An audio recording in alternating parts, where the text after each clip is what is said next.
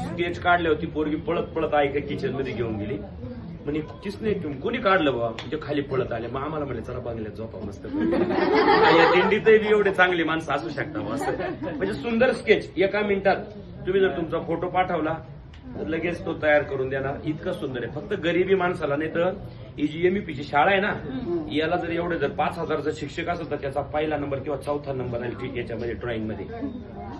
फक्त गरिबी नाईलाज आहे म्हणून तो इथं त्याचं आवताही नाही लागला ना मग तीच गरिबी त्याला अडचण येते ना ज्याच्या पैसा वशिला सगळ्या गोष्टी पाहिजे ना. परिस्थिती माणसाला अडचणीची आणते. आता तो माझ्याकडे शिकलाय माझ्याकडे फक्त एक गोष्ट टिकली की संस्कार टिकले.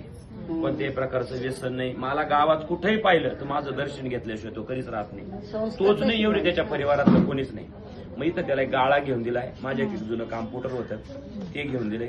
चांगल्यापैकी त्याचा धंदा झालाय. इंटरनॅशनल लेवलला भारतात पुढं गोव्याला त्याचा दुसरा का तिसरा नंबर आहे. हा पांडुरंगाचा फोटो त्याला